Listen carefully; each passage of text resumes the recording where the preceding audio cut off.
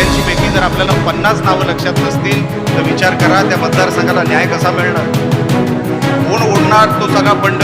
आपलं नशीब चांगलं, आपल्याला रवींद्र चव्हाण साहेब मिळाले, इकडे राणे साहेब मिळाले, नाहीतर 2.5 वर्षामध्ये जे आपण काम करू शकलो तेही करू शकलो नसतो. म्हणून विशेष आभार मी मनापासून या दोघांचे मानतो. खास करून रवींद्र चव्हाण साहेबांनी एक मला भावासारखं सांभाळलं. माझं गेलेलं पत्र कधी रिटर्न आलं नाही, ते काम होऊनच रिटर्न आलं.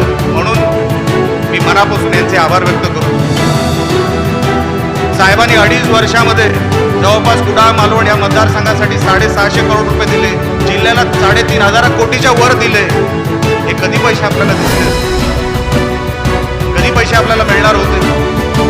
डीपीडीसीच्या माध्यमातून इकडे आमदार नाही, वरती काही पॉलिसी ठरल्या आहे, पण इथे निलेश आहे ना, तर त्याला तो पैसा मिळाला पाहिजे हे सांगणारे रवींद्र चव्हाण साहेब. निलेश राणेला खाली पैसा पाठवला पाहिजे. आणि साहेब तुम्ही पाठवलेला पैसा इमानाने तो शेवटच्या घटकापर्यंत पोहोचला. तुम्ही पाठवलेला पैसा त्याच्यामध्ये भेसळ झाली नाही, त्याच्यामध्ये भ्रष्टाचार झाला नाही, गावागावात तो पैसा पोहोचला. आणि म्हणून आज हे चित्र तुमच्या समोर उभं आहे.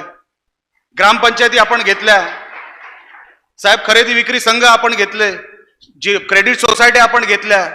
हे सगळं का शक्य झालं? कारण का तुम्ही पाठवलेला 2.5 वर्षातला पैसा हा खाली तळागाळापर्यंत गेला.